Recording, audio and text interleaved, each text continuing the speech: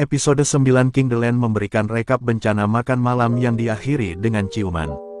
Mereka kemudian mengeringkan diri dengan duduk di bawah selimut dan memakan sisa makanan.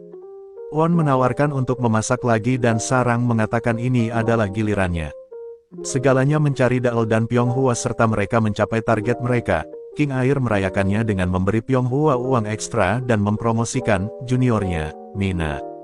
Perayaan berubah menjadi masam saat Mina memintanya untuk berhenti bersikap menyedihkan. Kesal, dia pergi dan Rowoon mengikutinya. Dia menghiburnya dan meraih tangannya, menariknya untuk berjalan-jalan yang mengejutkannya.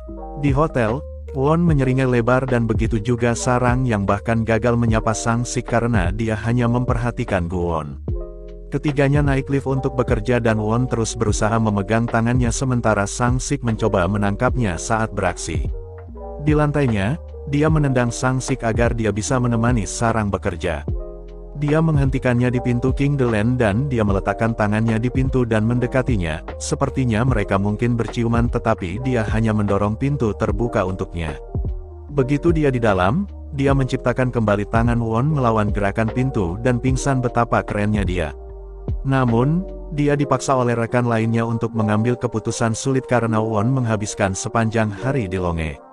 Mereka mengira dia mengawasi mereka meskipun satu-satunya yang terlihat dalam pandangannya adalah Sarang. Untuk membuatnya pergi, dia meninggikan suaranya dan dia terluka. Tapi sisa shiftnya berjalan lancar saat dia membantu Seho dengan seorang tamu dan dia berterima kasih padanya.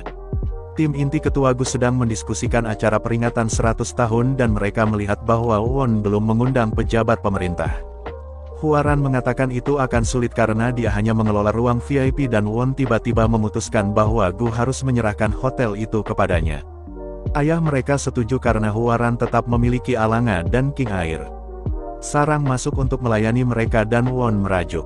Dia menyadarinya dan saat mereka pergi, dia menariknya ke samping. Untuk berbaikan, dia mencoba memeluknya dan dia sangat terkejut, dia bergidik. Dia salah paham dan pergi. Dia menyadari kesalahannya dan sekarang merajuk karena alasan yang sangat berbeda. Sang Sik tidak mengerti mengapa dan Won mengarang situasi hipotetis tentang seorang pria yang gemetaran saat dipeluk oleh pacarnya. Sang Sik menyatakan bahwa pria itu pasti orang bodoh yang tidak tahu apa-apa tentang berkencan yang hanya membuat Won semakin kesal. Sementara itu, Tuan Choi mencemaskan Huaran tapi dia tidak. Dia memutuskan untuk mengundang para pendukungnya ke acara tersebut untuk menunjukkan siapa yang sebenarnya berkuasa. Won sedang mengemudi saat dia melihat toko bunga. Dia membeli karangan bunga untuk nenek Sarang yang kaget melihatnya. Dia sibuk mencoba memperbaiki bola lampu tetapi jatuh. Dia menangkapnya tepat pada waktunya tetapi memasukkannya ke rumah sakit di sisi yang lebih aman. Dia kesal dengan rewelnya tapi menyadari bahwa dia menyukai Sarang. Dia mengatakan kepadanya untuk mengungkapkan perasaannya dan dia mendengarkan dengan saksama. Sarang menerobos masuk, sambil menangis saat dia secara tidak langsung mengungkapkan bahwa nenek adalah satu-satunya keluarganya. Won mengantar Sarang ke restoran tapi menolak untuk pergi. Mereka perlu mengganti bola lampu dan dia menawarkan meskipun dia tidak pernah melakukannya. Tentu saja, dia menyebabkan pemadaman listrik dengan menekan tombol yang salah. Mereka tersandung dalam kegelapan dan terkejut saat menyadari bahwa mereka sedang berpelukan. Sepertinya mereka bergerak untuk mencium satu sama lain tetapi mereka hanya mencoba untuk menyingkir. Dia terus gelisah dan dia tegur dia. Dia menemukan obor yang menerangi wajahnya. Kucing penakut Guwon pingsan saat melihatnya dan dia bertanya-tanya mengapa dia terus melakukan itu. Mereka akhirnya menabrak kamar nenek dan Won meminta maaf atas perilakunya tempo hari. Sarang juga meminta maaf dan mereka berbaikan. Dia juga menyatakan bahwa dia menyukainya dan begitu juga dia. Mereka berciuman tapi dia membuatnya tidur di ujung ruangan. Dia memperingatkan dia untuk tidak main-main tetapi terkejut ketika dia langsung menarik kasurnya ke arahnya. Mereka ingat tinggal di penginapan dan bagaimana sejak awal dia menyukainya. Dia begadang sepanjang malam mengawasinya tidur dan di pagi hari mencoba mencium dahinya. Nenek memilih saat itu untuk masuk dan terkejut. Dia mulai memukul Won yang mengatakan dia hanya memegang tangan Sarang yang membuatnya semakin marah. Itu membangunkan Sarang yang terkejut melihat nenek keluar dari rumah sakit. Nenek menyuruhnya bekerja dan membawa Won ke pasar.